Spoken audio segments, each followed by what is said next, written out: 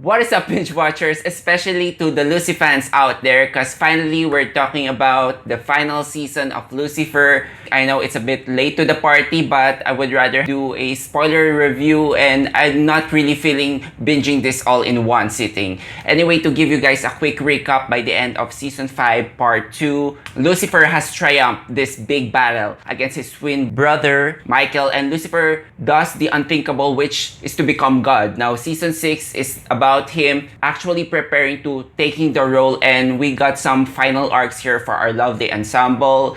Now I'm happy to be joined by a fellow Lucifan and my dear friend, brother Joshua Perez from Juice Suckies. Hey bro. Hey, what's up, Kevin? It definitely has been a minute, so thanks for having me again. Yeah, I would just love to have a spoiler discussion because it's the final season. Anyway, Yeah. people won't be clicking on this video if they're not watching the show. So I'll be dropping the spoiler warning as early as now. And we will start off with our general thoughts. Okay, Josh, so how do you find this season? Man, it bittersweet,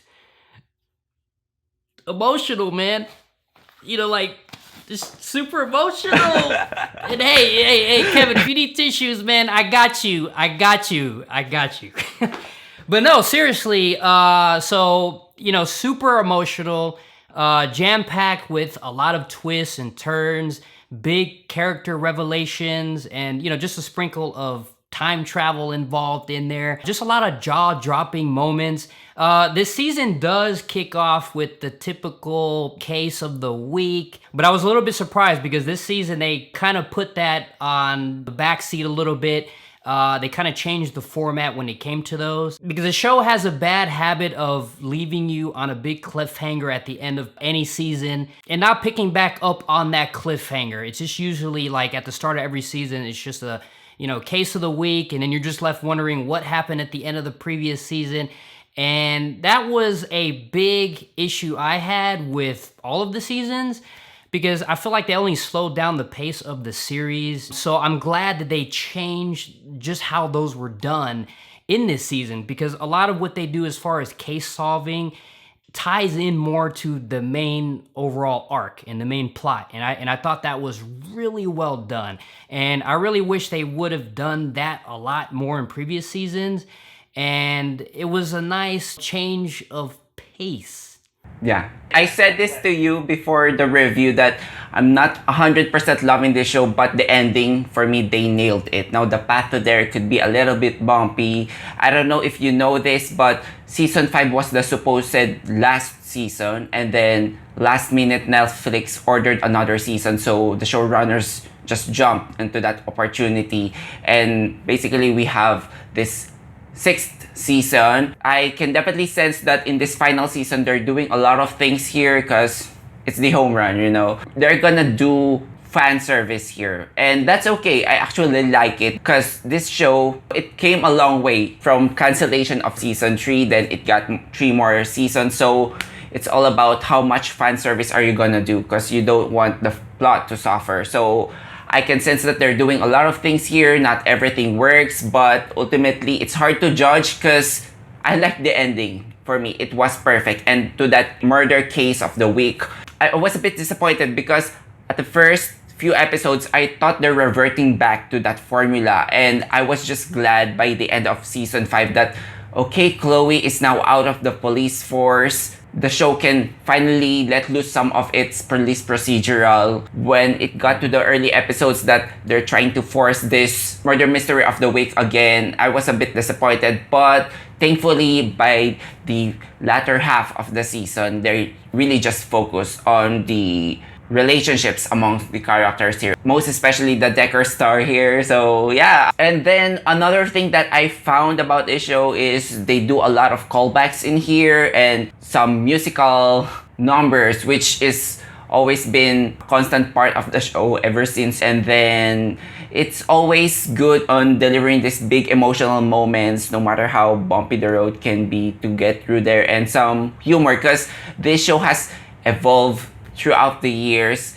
I've always believed that season 1 is the weakest because it's trying to find its tone, a bit overly serious in its first episodes. As the time progresses, it becomes funnier, looser. So I think the showrunners stuck with what the show does best, because that's what the fans loved about it in the first place. Let's talk about Lucifer. Yes. So Lucifer, basically, he became God, and then it all comes to him going back to hell again by the end of season 6. A part of me feels conflicted that they kind of disregarded some of the events on season 5. Like that moment of epiphany for him, it didn't really require him of such a big moment to reach that conclusion. It doesn't really take a significant plot chapter for him. It didn't even take someone like Rory to convince him that he's not really up for this job to be the god. I think they did really stray away from like his original goal and everything that happened in the last season with the Battle of Michael. I do feel like that was completely wasted. All that build up for nothing for him to just change his mind and then just decide that his true calling, his true purpose was just to go back to hell. I didn't feel like there was enough build up for that. And it was just kind of like a complete 360 in this season. I do like that we got to see him a little bit more vulnerable this season, thanks to Rory's character, thanks to a lot of what Chloe was doing this season, because he had a lot of conflict. He had a lot of inner conflict with himself and deciding how he was going to become God and be on the throne and still like have this relationship with Chloe and how that was going to work. At the same time, his daughter coming into the picture, his future daughter, and trying to be there for her too. And it just seemed like he couldn't be at every single place at the same exact time. And I felt bad for him. I felt bad for him to try to struggle to figure out what he needed to do until those final moments at that final episode where he was like, hey, my true calling may just be helping those in hell. And that's all due in part to Chloe kind of discovering that and kind of leading the change in him. It was a big 360 in this final season. It didn't go down quite the way we thought it was going to go down. Him becoming this therapist in hell, fully replicating the office of Linda. I think it's the perfect ending for him because we spent so many years of him in therapy. So it's now his time. Like, I've always seen these celestials gaining their time on Earth as a learning experience for them to better understand humans and better rule or be a healer to hell, in this case for Lucifer. One thing that I really appreciate about this show is the character of Lucifer, how they made him human over the years in terms of his vulnerability, as you've said. And in this season, we see another layer, another aspect to his character as a future parent, both for him and Chloe. Honestly, I wasn't really digging the inclusion of Rory in the first few episodes because her intentions or her true identity weren't revealed until episode 4. So I think the inclusion of a last-minute illegitimate child is a bit lazy. But yeah, once we get it that this is actually the daughter of Lucifer and Chloe, it does make sense, and it's an integral aspect that the show needs to tackle. Season 6, my worry is what significant story can they tell from here? That father-daughter aspect, I actually like it, despite some of complaints that you might bring up later on. Because it all goes on a full circle. Lucifer has been complaining against God about his purpose and why he had abandoned him, and the same thing will be happening here for Rory. So Rory here has a big moment of epiphany towards the end, and Lucifer gets the same. So it all goes according to plan, to God's master plan. And I have to give credit here for Tom Ellis. He has always been steadily reliable in this character. I think I've said this before, that under the hands of a lesser actor, this character could easily be annoying, but there's a sense of innocence and authenticity in this performance that he's the epitome of a lot of things: hedonistic desires, search for justice, because a lot of themes for this show is debating what would be a good judgment or the punishment for these erring people. And standout episode here for me is easily episode 9, where Lucifer is saying goodbye to his fellow Lucifer theme. And yeah, we've seen how much these characters have grown and their relationship over the past seasons, and then we get a lot of callbacks, so that is easily one of my favorites. That was the last episode where Dan finally realized his guilt. That was maybe one of my favorite scenes. I think that was towards the end of the episode also. Dan was just such a big part of this season. He was the one that I felt really bad for because he's the only one in hell stuck in this hell loop playing ping pong for like an eternity. And I felt bad, like only ping pong? Like, you know, get this man a pool table or a PS5 at least. How he can entertain himself a little bit better. But that whole thing was masterfully done. I was a bit confused why he was even in hell to begin with, because I started to think back towards, I don't remember what episode it was. It was an earlier episode where he kind of plotted with Maze to have Chloe's father's murderer killed. This whole time I thought the guilt was from that because he kind of got away with murder and that was the reason why he was in hell. Until we got the real reason why he felt the guilt, and then that whole scene with Trixie. And that was one of the most heavy-hitting moments in the series. And I thought it was really well done. It just goes to show like how well the chemistry is between these characters and just how they shot it. Just how they, you know, shot that in the whole entire scene at the park with Trixie. Have this nice left to right pan of Lemont, and then, you know, as soon as you get over to Trixie's right shoulder, it's her real dad and his real voice, and trying to let her know how he feels and trying to see if she really loved him or what she felt about him. It was a great moment. Probably one of my favorite in this season. Yeah, we have to mention the fact that Trixie is basically talking to the guy who killed his father. So that's a bit awkward, and I hope Trixie doesn't learn the truth about that. I love all the characters in this show, but Jen could be, I don't know, could be annoying at times for me. So when he was given this basically arc of Casper looking for disclosure, I'm not sure of how will this end up. Is he gonna be tagging along with these characters? I'm not super hyped about it because it kind of dampens the emotional gut punch that you got on season 5 when all the characters are so sad about his passing. Then the next season, he's there, he's sticking around. His moment of reckoning, which is his guilt that he has not been a good father figure for Trixie, that does make sense, and I'm buying it. That conversation between him and Trixie got sidelined for this season, but I think it's mostly due to scheduling conflicts. But if that's what I was gonna ask too, because she was very absent in these last few seasons, and I would have liked to get a lot more from her. I think some of the other issues I had was if Lucifer was gonna ascend and take the throne, you know, there was this whole plan of having Chloe as an assistant or her right hand. What were they gonna tell Trixie? Like, how were they gonna even plan that out? So I completely feel like they neglected her. And Dan is a bad father. Dan is a bad father because there were just so many scenes where he just wasn't present with her. Like we had like maybe just a handful of scenes throughout the entire series, but there were just so far few between. Flash forward to the future, this was another thing that I thought about was where was she on Chloe's deathbed? Like you had Rory there, and you know, again, you had Trixie absent at one of the most important moments in their lives. So there was just something weird about it. So I felt like what they needed was just to bring her in on board, explain to her who everybody was, who Lucifer really was. I think that was a misfire. I just didn't think it really worked well. But like you said, if she had scheduling conflicts, I don't think there was any way around it. I'm not really asking for Trixie to be in the loop when it comes to knowing all these things. I do have a big question though, why is Trixie, or just an older version of Trixie, not being beside the deathbed of her mother? Did she die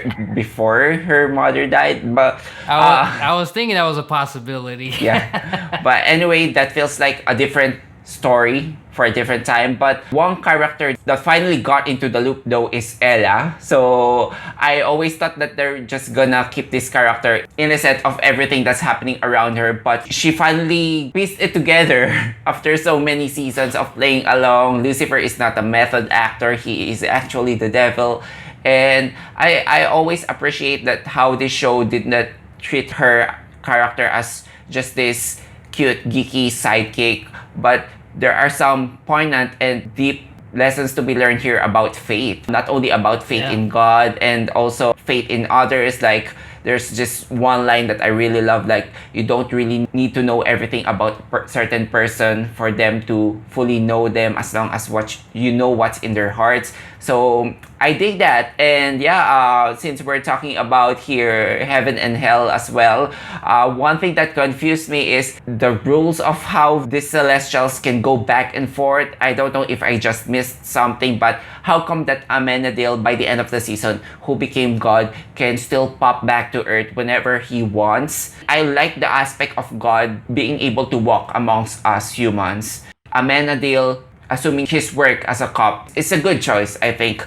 But how come Lucifer can't do that? He's just dedicated, 20 years of his life in hell by the end of it. Lucifer has been going back and forth from hell to earth, and it was confusing for me, so... Yeah, I think they play by their own rules. They do make it seem like he's just kind of stuck there.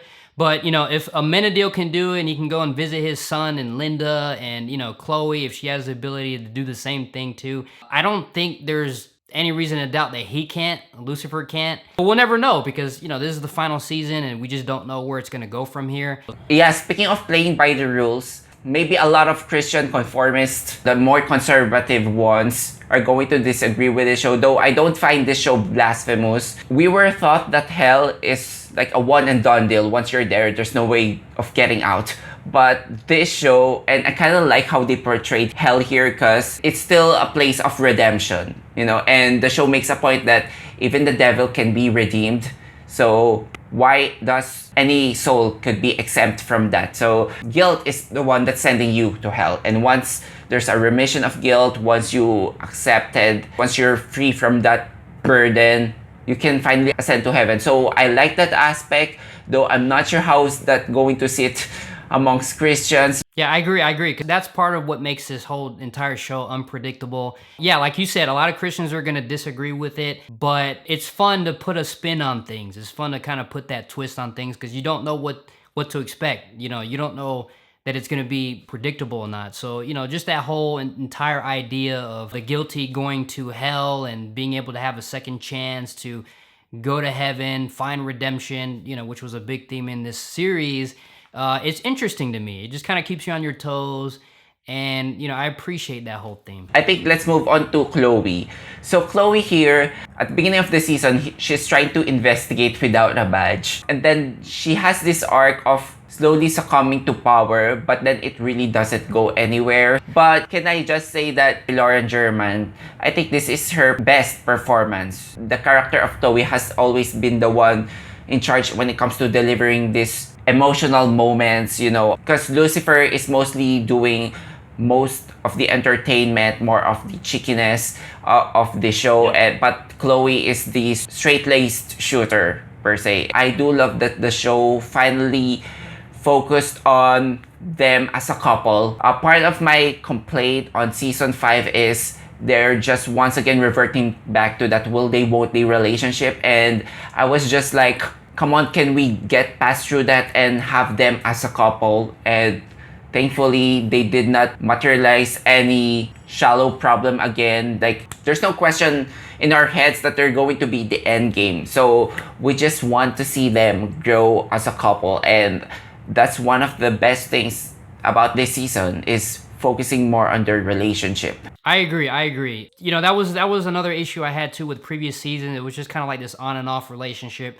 Something would get in the way and it would just kind of separate and just kind of delay that relationship between them. But something was always intervening. Something would always just kind of postpone everything, which was a little bit frustrating. I'm glad at the end we did get that closure with them too. So yeah, we had that whole thing with Super Chloe and Amenadiel's necklace, which was giving her like superhuman strength. I mean, I'm not gonna lie, it was entertaining while we had those few episodes. It was really cool to see her just kind of go toe-to-toe or have that same kind of strength as Lucifer. As fun as it was, I think we could have done without it. But as far as Chloe's character, I do like how they kind of swapped roles at the end. You know, because she was always passionate about her detective work. Murder of the week, crime of the week, and, you know, we get to see a change. We actually get to see her be Lucifer's partner and not, Lucifer be Chloe's partner trying to solve these crimes. And I thought that was a really cool, interesting twist. We got to see her solve different crimes, like solve different mysteries. And, we had that whole episode, which might be my favorite episode this season. I think it was Yabba Dabba Doo, the whole animated series, or the whole animated episode. And I thought that was really fun because we got to see her just, helping Lucifer solve celestial crimes. It wasn't just, your typical earthly human murders, but we actually got to see her investigate and solve these crimes and try to figure out what's going to happen to Lucifer or who's going to kill Lucifer before he actually figured out what was really going on with Rory's character. And that's what I liked about this season when it came to her and her skill set. It just really served the plot. It really served the main story, and it just didn't feel like a distraction. So I thought the way they handled it was meshing really well.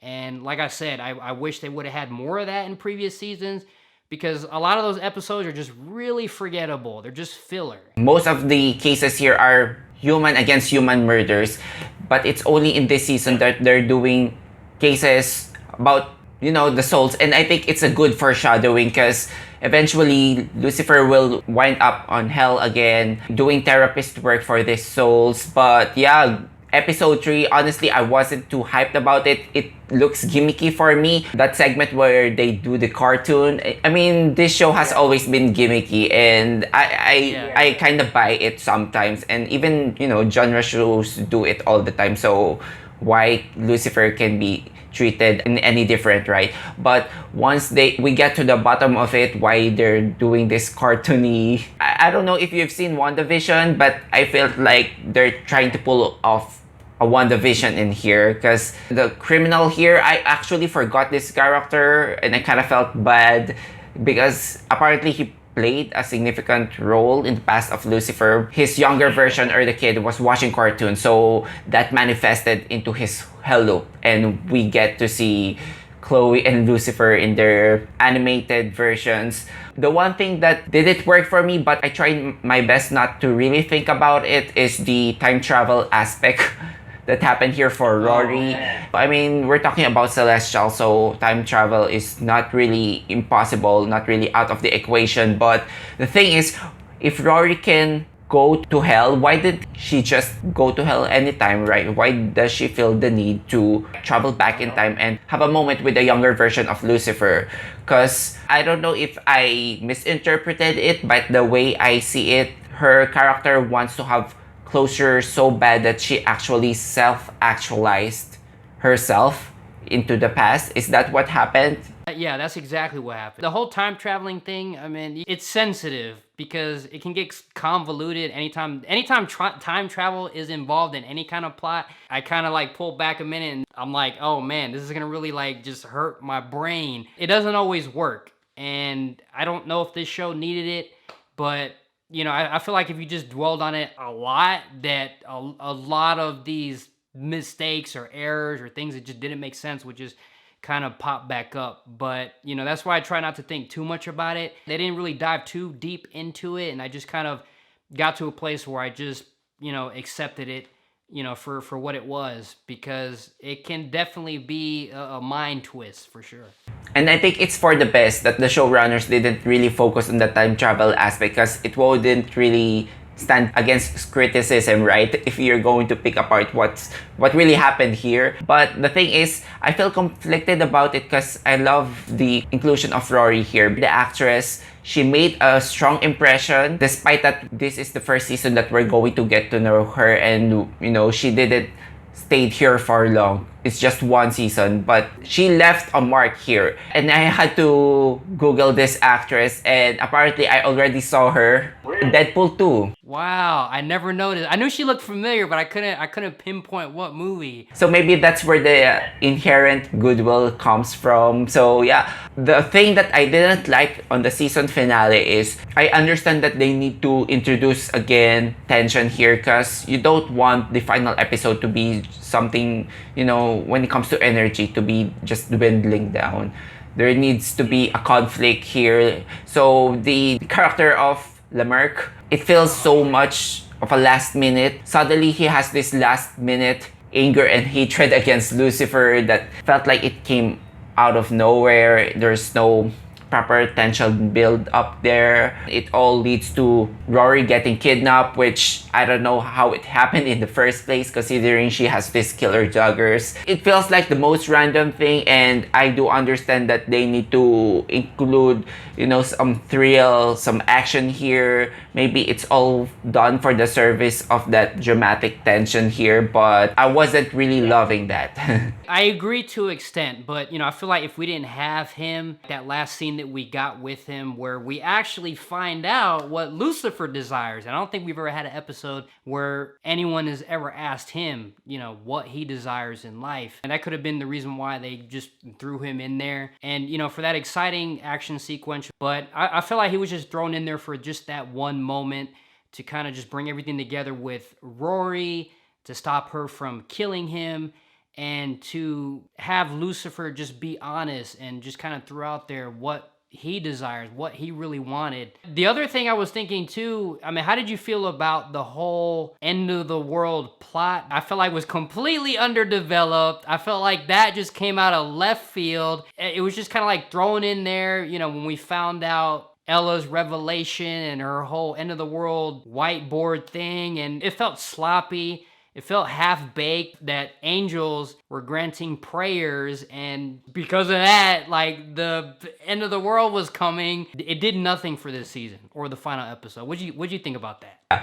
I gotta say, for a Doomsday, that is the most lukewarm Doomsday that I felt.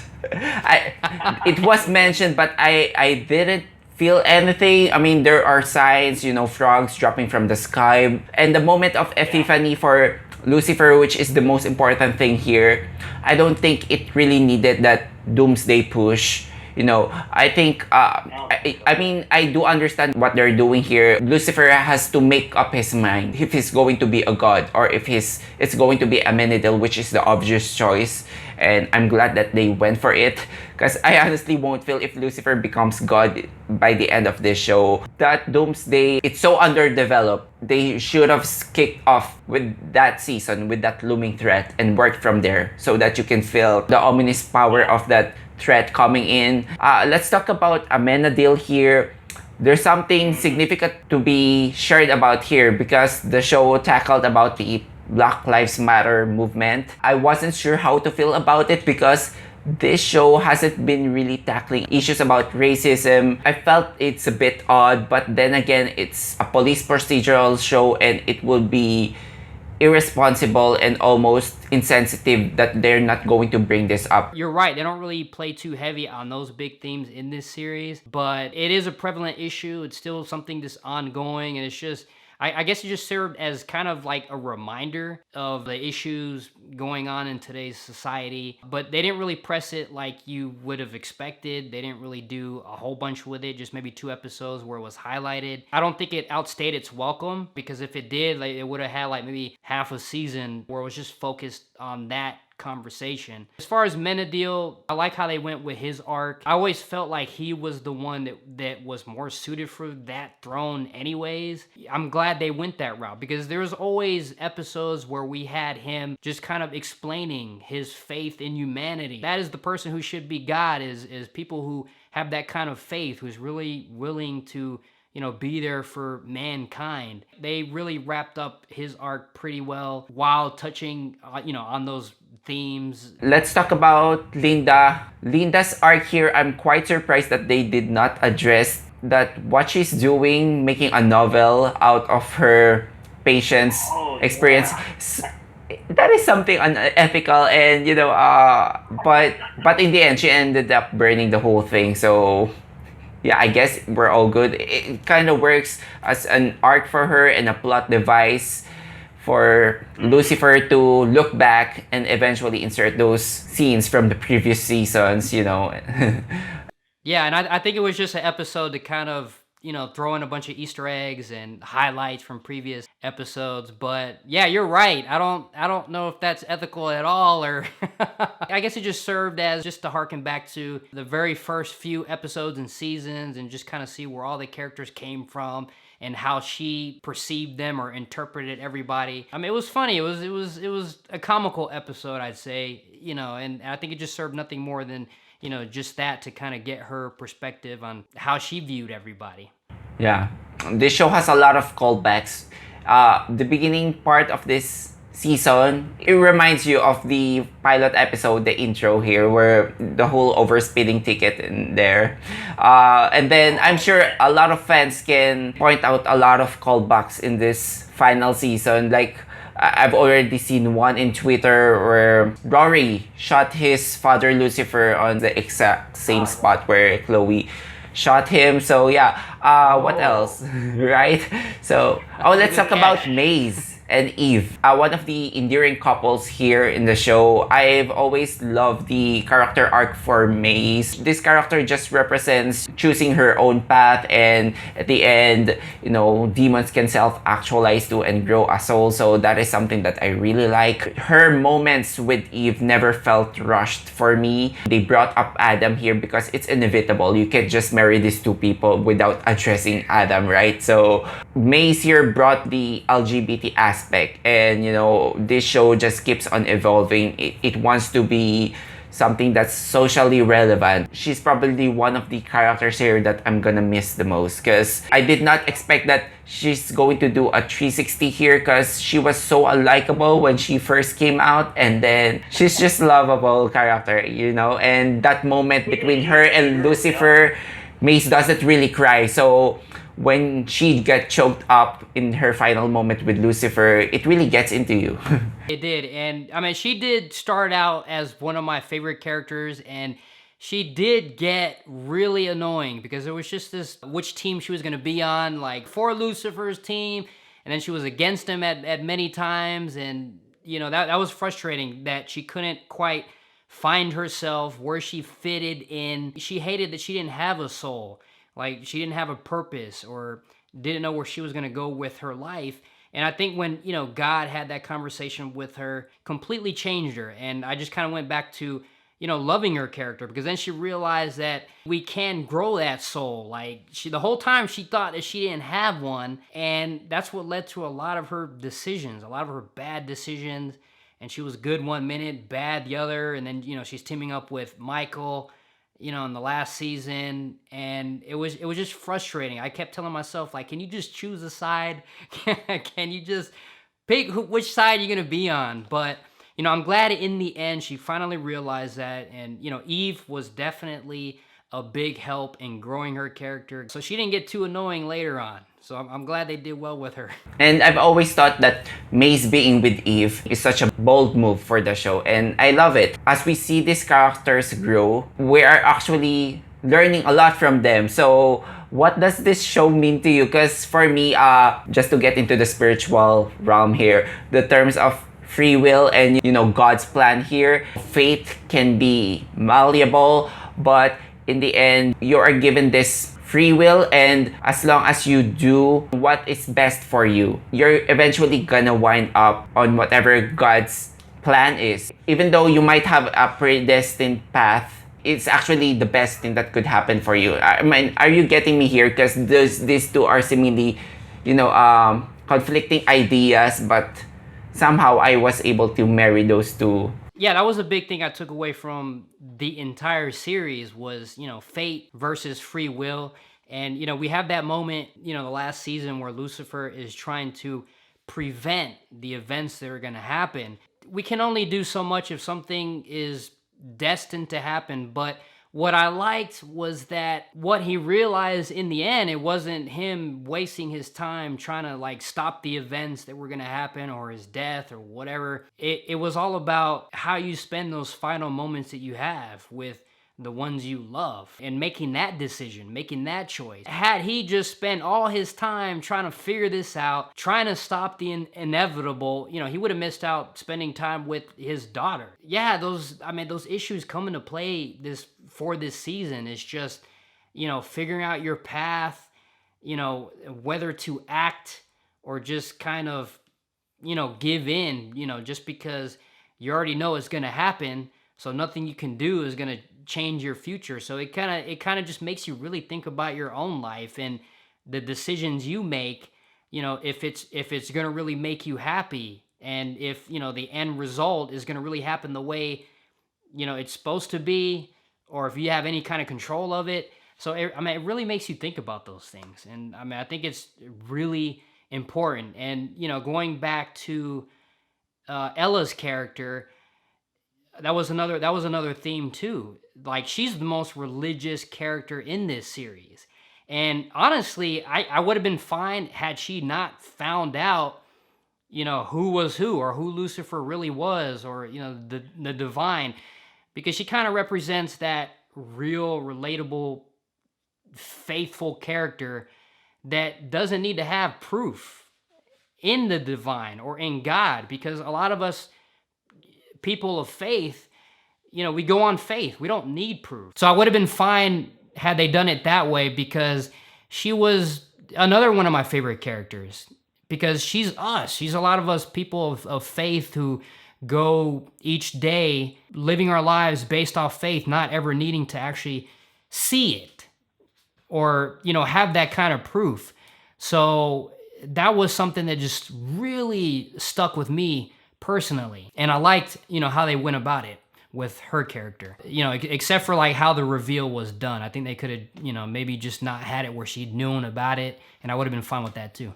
I mean, I totally understand her. I would be pissed too, but I think the fans wanted that moment to happen, to Ella finally realize, because it's only a matter of time. You've been hanging around with these people, and yeah, your gut is gonna tell you something that's off with them, that these people are not who they seem to be, right? Mm-hmm. So as far as the series as a whole, I felt like the end of the series gave me everything I wanted. It gave me the closure for every character, the emotional exchanges between the characters. It really hit hard. It really hit hard for me.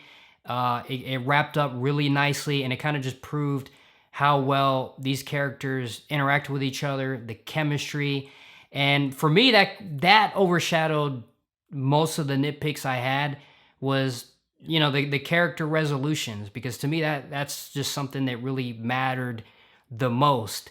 Getting to see Lucifer's desires, getting to actually see what he really wanted was really satisfying, because we spent the whole entire show seeing what other people desired, the things that were making them vulnerable, but we never got to see it for Lucifer. And we finally get to see that all he ever wanted was to just be there for his daughter, to be the kind of father that his dad wasn't. And, I love that. I mean, I thought that was such a touching way to conclude the characters. And so I think the send-off for everyone was just perfect. I don't have too many nitpicks or complaints with it. And, Dan had one of my favorite endings too, because he got to be with Scarlett, and he got his pudding plus. He got his pudding plus on a silver platter. You can't ask for anything more than that.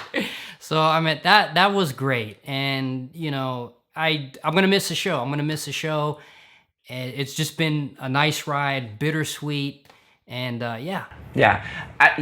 share the same opinion with you. I might seem like I'm trashing this show with all the nitpicks that we have, but as a whole, this show succeeds in giving Lucifer that full redemption arc, as well as not neglecting its character relationships along the way. So that's it, guys, for our spoiler review of Lucifer Season 6. How about you? What did you think about this season? Let us know what you think in the comment sections down below. Also, if you enjoyed watching this video, hit that like and subscribe to me for weekly content. Thank you so much, Josh, for joining me. Thanks, Kevin. Appreciate it. Thanks for the invite. So thank you so much, guys, for watching. Until then, we will see you on the next one.